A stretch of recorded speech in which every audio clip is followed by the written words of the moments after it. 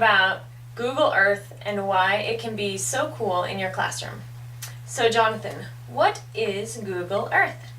Google Earth is a really cool free software provided by Google. You just go to their website and download it. And what it is a collection of satellite imagery from around the world that you can then zoom in on any part of the Earth and see what it looks like. Cool. So what motivated you to make your first Google Earth tour in the classroom? Yeah, I was teaching a long-term sub position, and one of the novels I was supposed to teach was Catcher in the Rye.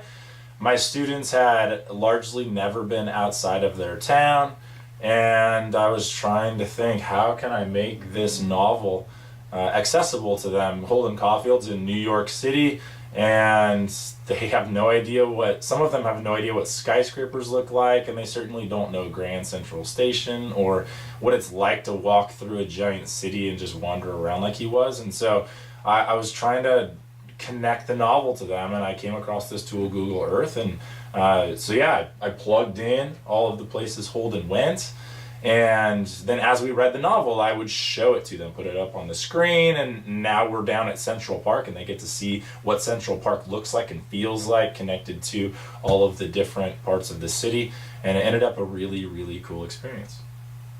Cool. And on Google Earth, there's like the little man that you can make walk down the street, right? Yeah, you can click down the street and you move down the street, and the cool part about New York City is you can check a little box in there and it makes it three-dimensional, and so you're not just on a map, you're actually like walking down the street, kind of like Holden would be, between the sky rises, and they get this experience of, and then there's Central Park, and there's where his house would have been, there's the museum, and they get to actually see it. And I don't want to take away the imagination of reading a novel, but I do want them to feel connected at some point too. And so I used it different ways, sometimes before the reading, sometimes after, depending on what I wanted them to understand. So it's kind of like a technological field trip. Yeah, it's a 3D field trip. I call them tours. And so yeah, they really, really enjoy them. Cool.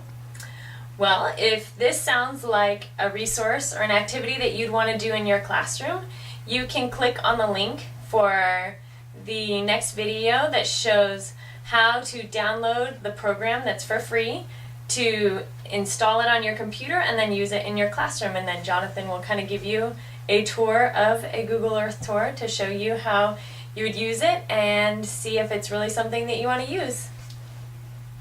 Bye. Bye.